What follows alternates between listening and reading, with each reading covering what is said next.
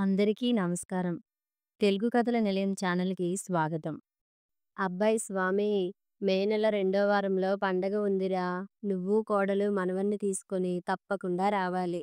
మీ నాన్నగారు మరీ మరీ చెప్పమన్నారు. మేలో ఏం పండుగ ఉందమ్మా? మన కుటుంబ పండుగ. అమెరికా నుంచి రావాలి కదా! ప్రయాణ ఏర్పాట్లు చేసుకుంటారని 2 నెలల ముందుగా చెబుతున్నాం. తప్పకుండా రండి సుమా! నాలుగో ఏడు వచ్చేసినా మేమింకా మనవన్ని చూడనే లేదు కదురా! బాధగా అంది లలితాంబ. గతుక్కుమన్నాడు స్వామి. ఫ్యామిలీ ఫంక్షన్ అయితే ఎందుకు మిస్ అవుతాం? ఖచ్చితంగా వస్తాం అనేశాడు. ఇండియా రమ్మంటున్నారా? ఇప్పుడెందుకట? రాను పోను బోల్డు ఖర్చు. జీతం నష్టం. పైగా అక్కడ మే నెల ఎండలు. నిలువునా మాడిపోతాం. ముఖం వికారంగా పెట్టుకొని అంది శ్యామల. రితీష్‌ని అమ్మా నాన్న చూడలేదు. క్రితం నెలలో నాన్నగారికి హార్ట్ ఆపరేషన్ చేసినప్పుడు మనం వెళ్ళలేదు. అందుకని ఇలా వంకపెట్టి రమ్మంటున్నారా? బహుశా పెనుగండం గడిచిందని నాన్నగారు హోమం లాంటిదేదైనా చేస్తున్నారేమో! లేదా మ్యారేజ్ డేయో, బర్త్‌డేయో అయ్యుండొచ్చు. ఈ మధ్య తరచూ నాన్నగారు కలలోకి వస్తున్నారు. చూడాలని నాకే ఎంతో ఇదిగా ఉంది. వాళ్ళకి ఉండదూ? మనం ఇండియా వెళ్తున్నాం అంతే. ఆమె గుండెల్లో బండరాయి పడింది. రితీష్ వంక చూసింది. వాడొక్కడు ఒక మూలన కూర్చొని ఆడుకుంటున్నాడు. తనలో తను ఏదో చెప్పుకుంటున్నాడు.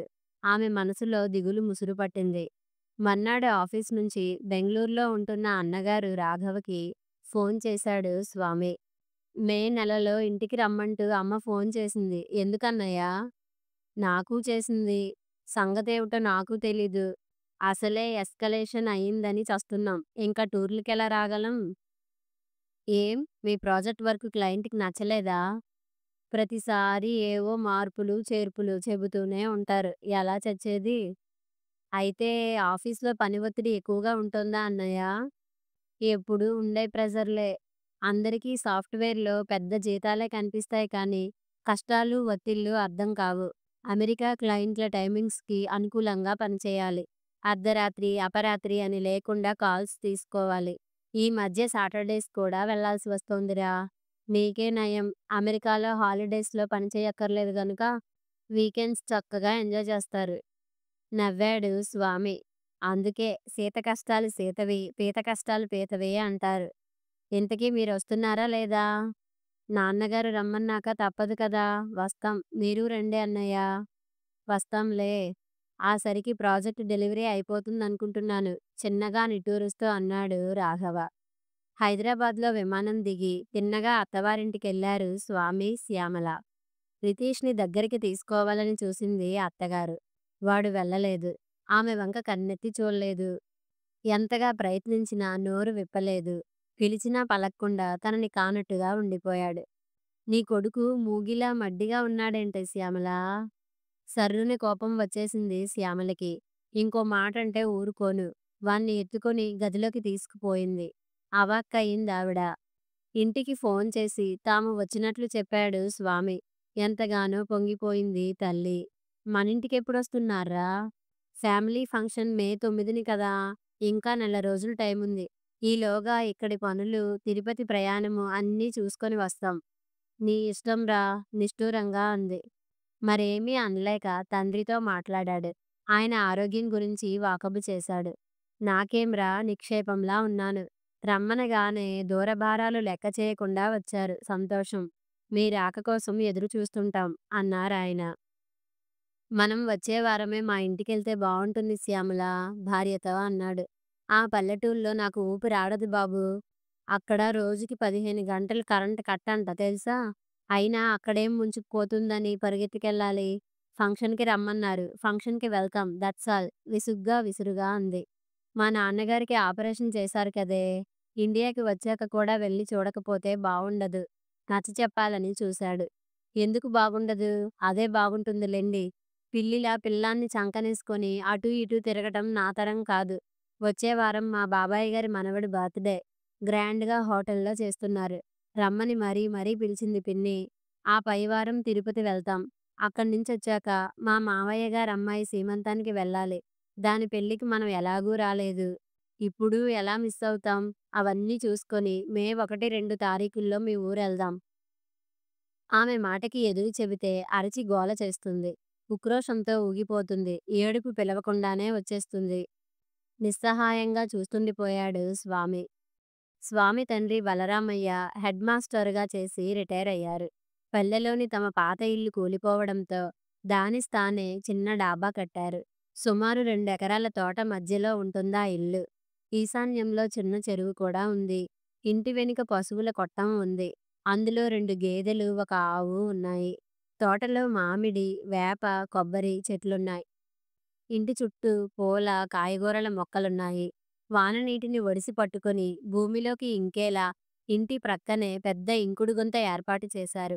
ఇంట్లో వాడిన నీరంతా మొక్కలకు వెళ్ళేలా ప్రత్యేక శ్రద్ధ తీసుకున్నారు. ఇంటి ముందు సిమెంట్ బెంచీలున్నాయి. గ్రామస్తులొచ్చి కూర్చొని పేపర్లు తిరగేస్తూ మంచి చెడు మాట్లాడుకుంటారు. రాజకీయాలు చర్చిస్తారు. ఇంట్లో టీవీ, ఫ్రిడ్జ్ లాంటి ఆధునిక సౌకర్యాలు ఉన్నాయి. ఇంటి ముందు కారు దిగారు స్వామి, శ్యామల, రితీష్. ఎండని పడి వచ్చారేమో, చల్లని గాలి తగిలేసరికి ఆహ్లాదం అనుభూతించారు. బలరామయ్య ఎదురొచ్చి ఆహ్వానించారు. రితీష్ని ఎత్తుకోబోయారు గాని వాడు దగ్గరికి రాలేదు. పలకరించినా కళ్ళెత్తి ఆయన వంక చూడలేదు. 3 ఏళ్ళు నిండాయి కదరా, ఇంకా మీకు అతుక్కుపోయే ఉంటున్నాడా? ఇక్కడి పిల్లల్లా అమెరికా పిల్లలు అందరి దగ్గరకు వెళ్ళరు. అందరిళ్ళకు వెళ్ళరు. అందరితో కలవరు. రాచుకు పూసుకు తిరగరు. ఎవరినీ ఇబ్బంది పెట్టరు.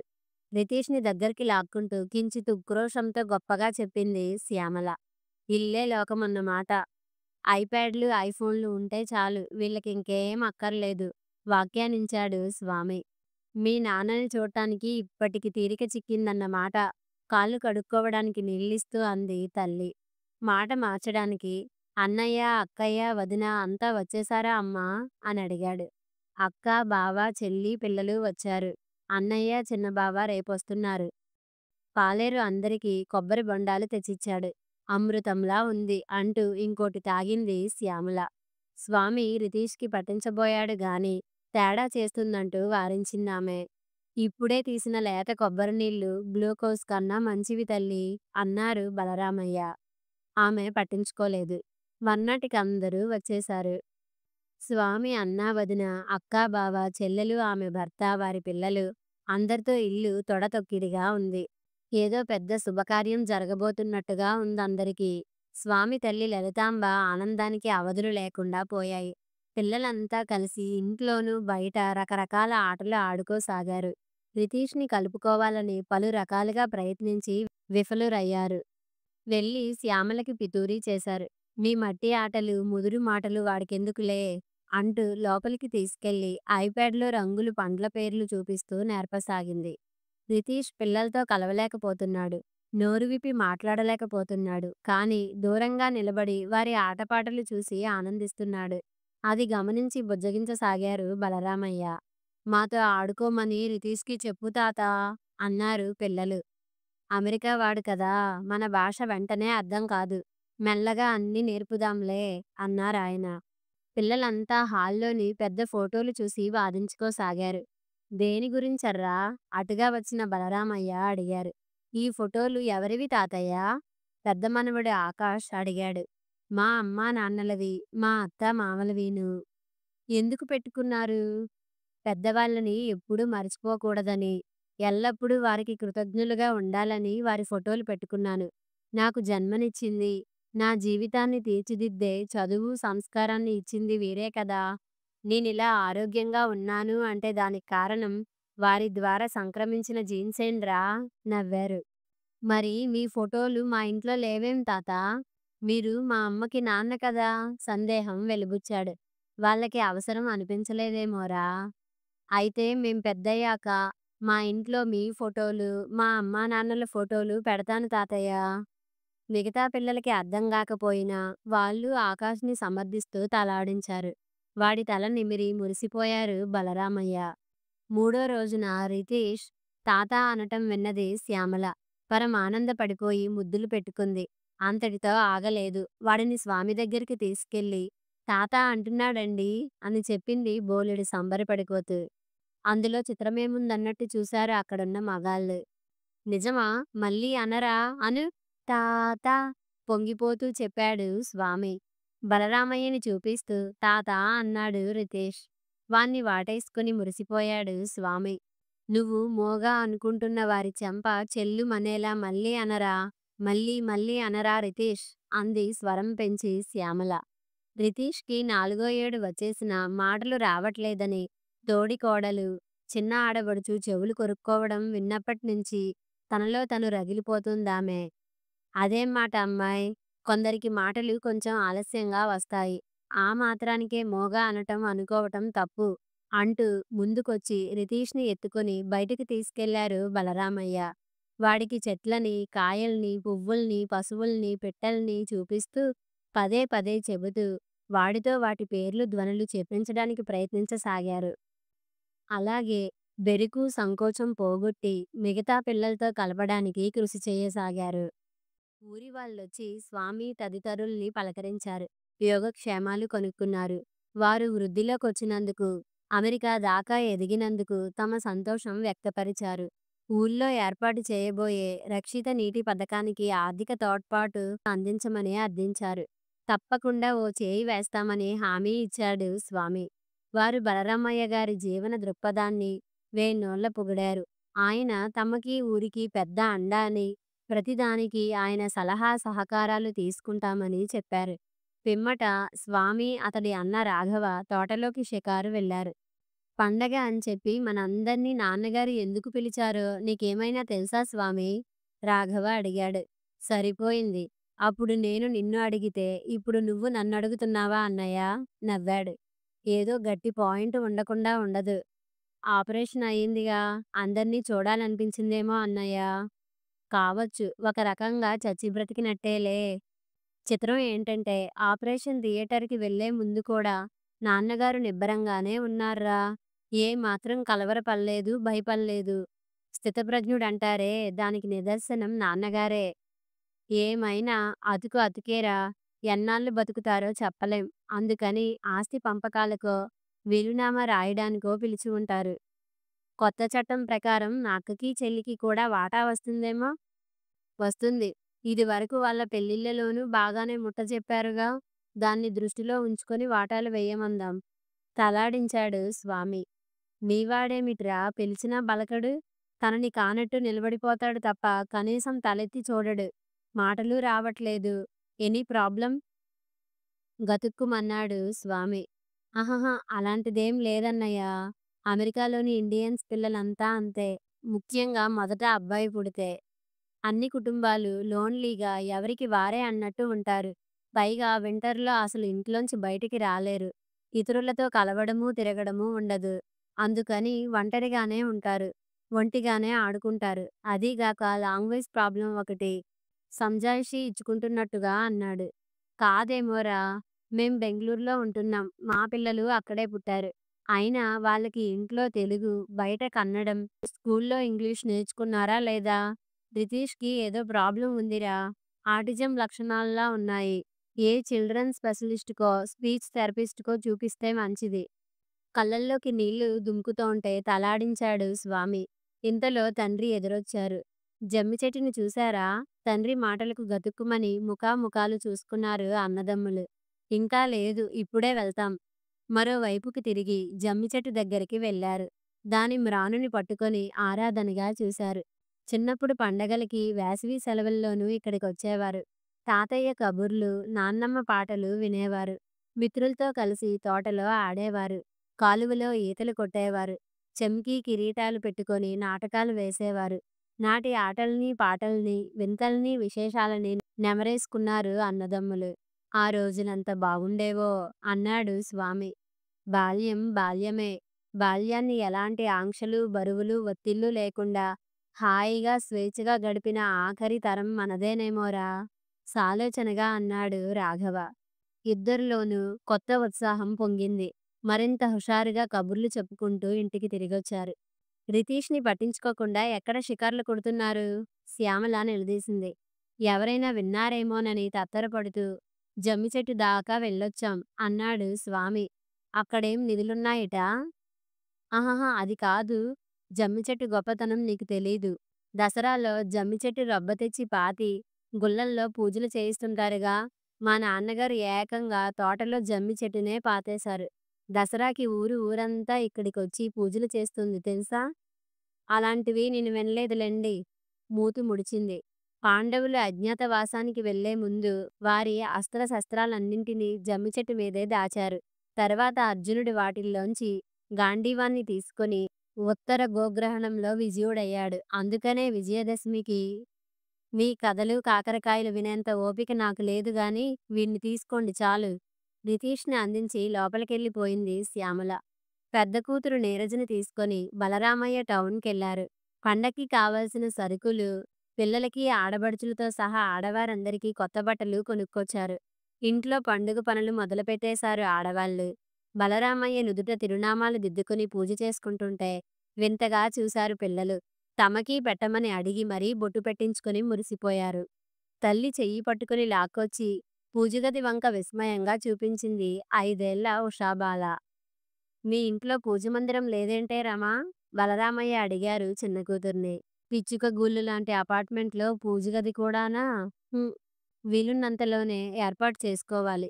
అవి ఉంటేనే పిల్లలకి ఒక ఆసక్తి, ఒక అనురక్తి, ఒక అవగాహన ఏర్పడతాయి. లేకపోతే దేవుడు, సంస్కృతి, సత్ప్రవర్తన వారికి ఎలా తెలుస్తాయి చెప్పు? వారికవన్నీ నేర్పాల్సిన బాధ్యత మన మీద లేదూ?" ఆమె మూతి ముడుస్తూ వెళ్ళిపోయింది. పిల్లలందర్నీ పిలిచి కూర్చోబెట్టి బొట్టు ఎందుకు పెట్టుకోవాలో, దేవుణ్ణి ఎలా పూజించాలో, 2 చేతులు జోడించి ఎలా నమస్కరించాలో వివరించారు బలరామయ్య. పిమ్మట పిల్లలు కవ్వంతో మజ్జిగ చిలుకుతోన్న లలితాంబ దగ్గరికి పరిగెత్తారు. ఇంతింత కళ్ళతో అబ్బురంగా చూశారు. అందరికీ తలో కాస్త వెన్న పెట్టి, "వెన్న బాలకృష్ణుడికెంతో ఇష్టమర్రా" అని చెప్పింది. నెయ్యి ఎలా వస్తుందని అమల ప్రశ్నించగా వెన్న కాచి చూపించింది. గోదారి తిని మురిసిపోయారు పిల్లలు. ఆ రాత్రి వెన్నెల్లో ఆరుబయట పిల్లలందర్నీ కూర్చోబెట్టి బలరామయ్య చందమామ కథలు చెబుతోంటే ఎంతో ఆసక్తిగా వినసాగారంతా. లలితాంబ తదితరులు వంటిల్లు సర్దివచ్చి వారి పక్కన చతికిలబడ్డారు. శ్యామలకి నీటి మార్పు వల్ల కాబోలు జలుబు చేసి దగ్గుతోంది. ఇక్కడ మందులు కూడా దొరకవు కర్మ అని చిన్నగా సనిగింది. పాలల్లో మిరియాలు, శొంఠిపొడి, పసుపు వేసి కాచి తెచ్చిచ్చింది అత్తగారు. మరి 10 నిమిషాలకే ఎంతో రిలీఫ్‌గా ఫీలై అత్తగారి వంక అభిమానంగా చూసింది శ్యామల. రాఘవ, స్వామి, పెద్దబావ వెంకటేశ్వరరావు, చిన్నబావ సందీప్ డాబా మీద పక్కలేసుకుని కబుర్లలో పడ్డారు. ఇన్వెస్ట్ చెయ్యగలిగితే ఇక్కడ పొలాలు కొనమంటున్నారు నాన్నగారు. రాఘవ అన్నాడు జనాంతికంగా. భూమి మీద పెడితే పెరుగుతుందే గాని ఎప్పటికీ తరగని మాట నిజమే. కానీ మనూళ్ళోనూ పొలాల రేట్లు ఆకాశాన్నంటుతున్నాయి. ఎకరం ఖరీదు 15 లక్షలంట ఆశ్చర్యంగా చెప్పాడు స్వామి. మెయిన్ రోడ్ ప్రక్కన 40-50 లక్షల దాకా పలుకుతోంది తెలుసా? వెంకటేశ్వరరావు అన్నాడు. ఈ మారుమూల పల్లెలో ఏం కొంటాం? ఇక్కడికొచ్చి ఉంటామా ఏమన్నానా? రాఘవ మాటలకి సందీప్ స్పందించాడు. మీరలా తీసిపారేస్తున్నారు గాని మీ నాన్నగారిలా రిటైర్మెంట్ లైఫ్ అనుభవించడం ఎంతమందికి సాధ్యం చెప్పండి? సొంత తోటలో పర్ణశాలలాంటి ఇల్లు, తోట నిండా పండ్ల చెట్లు, ఇంటి చుట్టూ కాయగూరల మొక్కలు, ఇంటి వెనుక పాలిచ్చే పశువులు, ఇంటి ముందరి చెరువులో చేపలు, ఫ్రెష్ గాలి, నది నీరు ఇది వైభోగం కాదా? నాకైతే జలసీగా ఉంది. అది నిజమే. కరెంటు పోయినా ఇబ్బందిగా లేదు. అసలు ఇక్కడ మండు వేసవి అన్నదే గుర్తు రావట్లేదు. పచ్చని చెట్లు, పైరగాలి, పిల్లలు ఆడుకోడానికి కావాల్సినంత జాగా, రియల్లీ ఐడియల్ హౌస్ అన్నాడు స్వామి. నీ వాటాకి తీసుకుందువుగానిలేరా? బావగారు, మీ రైస్ మిల్ బిజినెస్ ఎలా ఉంది? రాఘవ ఆరా తీశాడు. తిండి గింజలు కదా, మా బిజినెస్‌కి ఎప్పుడూ డోకా ఉండదు. ఫైనాన్స్ తక్కువగా ఉంది గానీ లేకపోతే ఉప్పుడు బియ్యం కేరళకి ఎక్స్‌పోర్ట్ చేసేవాణ్ణి. ఆఫ్రికా దేశాల్లోనూ డిమాండ్ ఉందంటున్నారు. మీరు రైస్ ఎక్స్‌పోర్ట్ బిజినెస్ స్టార్ట్ చేస్తానంటే నేను 20 లక్షల దాకా పెట్టుబడి పెడతాను. ఇంకా కావలిస్తే తమ్ముడు పెడతాడు. చినబావ కలవచ్చు. జాయింట్ వెంచర్‌గా అయితే ఎలా వర్కౌట్ అవుతుందో ఆలోచించు బావా! ఎగిరి గంతేశాడు వెంకటేశ్వరరావు. మా ఆడిటర్‌తో మాట్లాడి ప్రాజెక్ట్ డీటెయిల్స్ తయారు చేయిస్తాను. అందరం కలిసి కొత్త ఫర్మ్ పేరుతో బిజినెస్ ప్రారంభిద్దాం. అదృష్టం కలిసొచ్చిందా ఆ లాభాల ముందు మీ ఉద్యోగాలు బలాదూర్. తను వాళ్ళతో చేతులు కలిపితే ఎలా ఉంటుందా అని ఆలోచించసాగాడు స్వామి. "పడుకున్నారా అన్నయ్య?" అంటూ డాబా మీదికొచ్చింది చెల్లెలు రమ. "లేదు లేవే, రా రా" లేచి కూర్చుంటూ అన్నాడు రాఘవ. "మీకు తెలుసుగా అన్నయ్య, మా మరిదిని మా ఇంట్లో ఉంచుకుని ఈయనే చదివిస్తున్నారు. ఇంటర్‌లోనూ, ఎంసెట్‌లోనూ మంచి ర్యాంకులొచ్చాయి. కొంచెంలో ఐఐటీ తప్పింది గానీ బిట్స్ పిలానీ బీటెక్‌లో సీటొచ్చింది.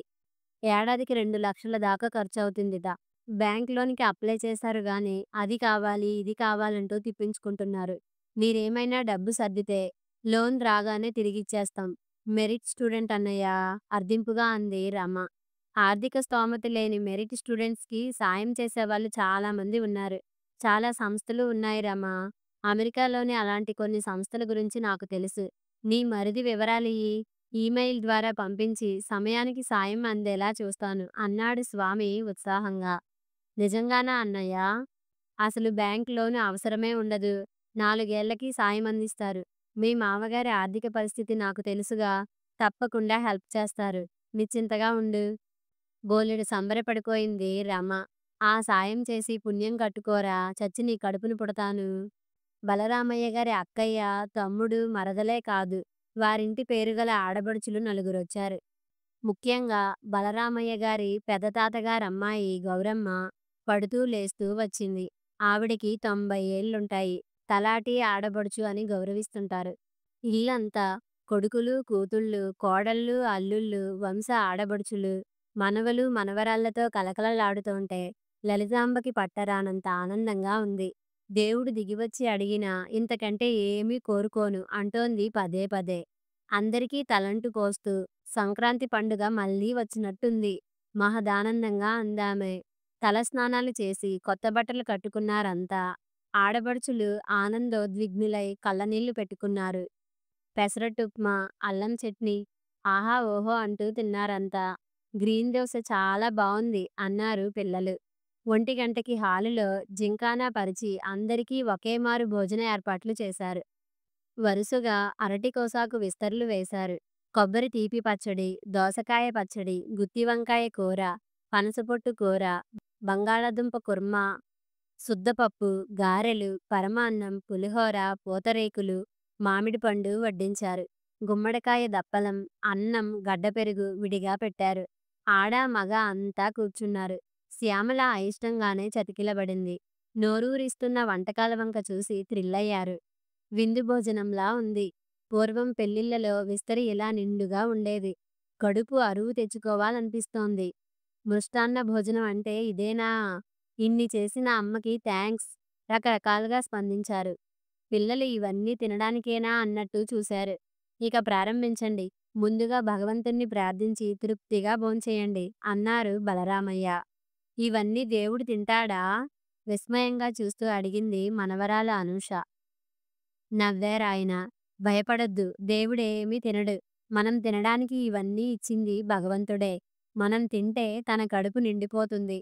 అందుకని మొదట ఆ దేవదేవుడికి కృతజ్ఞతలు తెలియజేసుకోవాలి. అప్పుడు దేవుడు సంతోషించి మనకి బోలెడిస్తాడు. ఆకాష్ మాటలకు హాయిగా నవ్వారంతా. ఇన్ని స్వీట్లు తింటే లావెక్కిపోతాం అంది శ్యామల. పండక్కి పబ్బానికి తింటే ఏం కాదు. కాస్త నెయ్యి కూడా వేసుకో అంది లలితాంబ. తిరిగి తనే అంది. ఇలా ఇల్లంతా నిండుగా కలకల్లాడి ఎన్నేళ్ళయిందో. ఈ గొప్పతనమంతా కుటుంబ వ్యవస్థదేనే. ప్రతి వ్యక్తి విజయానికి మూలం కుటుంబమే. కుటుంబం ఇచ్చే ప్రోత్సాహం, భరోసా అంతా ఇంతా కాదు. విజయాలకి వెన్ను చరిచి, వైఫల్యాలకి వెన్ను తట్టి, సమస్యల్ని సానుకూలపరిచి, మున్ముందుకు నడిపించేది, మార్గదర్శనం చేసేది కుటుంబమే. నా వెనుక నా కోసం అమ్మ, నాన్న, అన్న, అక్క, బావ, తమ్ముడు, భార్య, బిడ్డలు అంతా ఉన్నారన్న భావమే కొండంత ఆత్మవిశ్వాసాన్నిస్తుంది. అభద్రతని దూరం చేస్తుంది. ఒకరికొకరు చేదోడు వాదోడవటంలోనే కలిమి బలిమి ఉన్నాయి వివరించారు బలరామయ్య. చిన్నన్నయ్య మా మరిది చదువుకి చక్కని పరిష్కారం చూపించాడు నాన్నగారు, రమ చెప్పింది. నా వ్యాపారాన్ని మరింతగా విస్తరించడానికి రాఘవ నాతో చేతులు కలుపుతానన్నాడు మామయ్య గారు అన్నాడు వెంకటేశ్వరరావు. కష్టం వస్తే సలహా, నష్టం వస్తే ఓదార్పు, అంతకంటే ఏం కావాలి చెప్పండి. కానొక్క సంగతి, డబ్బు, ఆస్తులు అయిన వాళ్ళని విడదీయడానికి చూస్తాయి. వాటి ఉచ్చులో పడకుండా అనురాగాలకి, అనుబంధాలకి పెద్దపీట వేయాలి. అప్పుడంతా కలిసి ఆనందామృతాన్ని దోసిళ్లతో జుర్రుకోవచ్చు. తండ్రి మాటలకు కంగారు పడ్డాడు రాఘవ. పొలమారింది. ప్రక్కనే ఉన్న బలరామయ్య నీళ్ల గ్లాస్ అందించి తలమీద చిరంజీవా అంటూ చిన్నగా చరిచారు. అతడి కళ్ళల్లో సన్నని కన్నీటి పొర కదిలి కదలనట్టు కదిలింది. తమ కాలపు విశేషాలు తలుచుకుంటూ అప్పటి అచ్చట్లు ముచ్చట్లు ఉత్సాహంగా వివరించింది తలాటి ఆడబడుచు గౌరమ్మ. అప్పుడలా ఉండేదా అనుకుని ఆశ్చర్యపోయారు చిన్నవాళ్ళు. అప్పటి ఉమ్మడి కుటుంబాల్లో రోజూ పండగలానే ఉండేది అంది బలరామయ్య గారి అక్కయ్య ఆ రోజుల్ని గుర్తు చేసుకుంటూ. ఇంతకీ ఇవాల్టి ఈ పండుగేమిటో, దీని విశిష్టతేమిటో చెప్పలేదు నాన్నగారు భోంచేస్తూ అడిగాడు స్వామి. అందరం కలవడమే పండుగ. అయిన వాళ్ళందరూ కలవడం, కష్టసుఖాలు కలబోసుకోవడం, ఒకరికొకరు సాయి సంపదలు అందించుకోవడం, అండగా మేమున్నామన్న భరోసా కల్పించడం, సంతోషాన్ని పెంచుకొని పంచుకోవడం, ఇదే పండుగల పరమార్థం. ప్రపంచంలోని ఏ జాతికి లేనన్ని పండుగలు మనకున్నాయంటే మన సంస్కృతి, మన సంప్రదాయం ఎంత గొప్పదో, ఎన్ని నేర్పుతోందో మీరే ఆలోచించండి. పూర్వం ఎక్కడున్నా, ఎలా ఉన్నా సంక్రాంతి పండక్కి ఇంటిల్లపాది ఒక్కచోట చేరి సమిష్టిగా సంబరాలు చేసుకునేవారు. చిన్ననాటి ఊసులు గుర్తు చేసుకుంటూ అంది బలరామయ్య గారి అక్క. ఇప్పుడు అలాగే మనమంతా ఏడాదికొక్కసారైనా కలవాలి. ఫలానా పండక్కి అని కాక, ఫలానా రోజున అని బొట్టు పెట్టి పండగ చేసుకుందాం. చదువులకి ఇబ్బంది రాకుండా మే నెల 2వ శనివారం నాడు ఇలా అందరం కలుద్దాం. పిల్లలకి వేసవి సెలవులుంటాయి గనుక 10 రోజులుండటానికి వీలు చిక్కుతుంది. ఎవరూ మాట్లాడలేదు. మౌనంగా ఉండిపోయారంతా. ఒక నిమిషం అయ్యాక తిరిగి బలరామయ్య అన్నారు.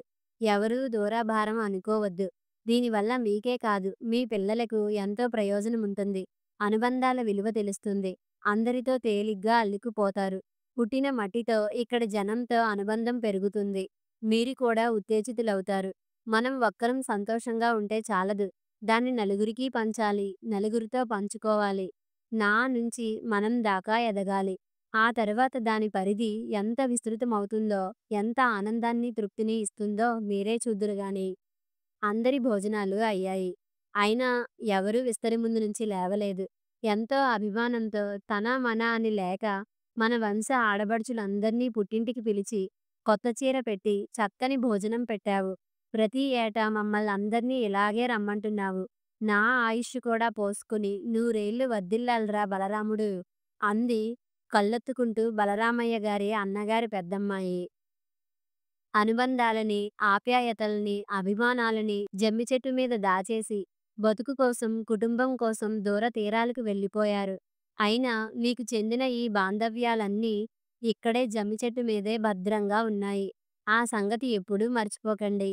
బలరామయ్య స్వరం కంపించింది. అంతా తుళ్ళిపడి ఆయన వంక చూశారు. పుట్టిన ఊరిని, ఇక్కడ జనంతో మీ అనుబంధాన్ని మీ జీవితాంతం కొనసాగించాలి. మీ వేళ్ళు ఇక్కడే ఉన్నాయని ఎల్లప్పుడూ గుర్తుంచుకోండి. ప్రతి ఏడాది ఎన్ని పనులు, బాధ్యతలు ఉన్నా సరే ఇదే రోజున ఇక్కడ కలుస్తామని, మా తదనంతరం కూడా ఈ సంప్రదాయాన్ని కొనసాగిస్తామని నాకు మాట ఇవ్వండి. అందరి వంక కలయజూస్తూ అడిగారు బలరామయ్య. తప్పకుండా వస్తాం అన్నారంతా. కొందరు మనస్ఫూర్తిగా, మరికొందరు మొహమాటంగా. ఊరికే రావటం కాదు, అయిన వాళ్ళందర్నీ కలవడానికి, కలుపుకోవడానికి, కలిసిపోవడానికి వస్తున్నామని, మన కోసం, మన భావితరం కోసం, అనుబంధాలని, ఆత్మీయతల్ని పదిలపరుచుకోవడం కోసం మనం ఈ పండుగలో భాగస్వామ్యం అవుతున్నామని, ఈ రకంగా ఓ మహాపరంపరని కొనసాగిస్తున్నామని సదా జ్ఞాపకం ఉంచుకోండి. తలలాడించి లేచారంతా. నిజం చెబుతున్నాను, నాకెంతో రిలీఫ్గా ఉంది. 4 రోజులు మీ అందరితో గడిపినందున ఎంతో హాయిగా, ఉత్సాహంగా ఉంది. నిజంగా రీఛార్జ్ అయ్యానంటే నమ్మండి నాన్నగారు అన్నాడు రాఘవ. గుండె లోతుల్లోంచి వచ్చాయి ఆ మాటలు. ఆ రాత్రి శ్యామల స్వామితో అంది. ఏమిటో అనుకున్నాను గాని ఈ వారం రోజుల్లోనే రితీష్‌లో చాలా మార్పు వచ్చింది. కళ్ళల్లో మెరుపు, ఒంట్లో ఉత్సాహం పెరిగాయి. చురుగ్గా ఉంటున్నాడు. మాటలు వస్తున్నాయి. పిలిస్తే రెస్పాండ్ అవుతున్నాడు. పిల్లలతో కలిసి ఆడుకుంటున్నాడు.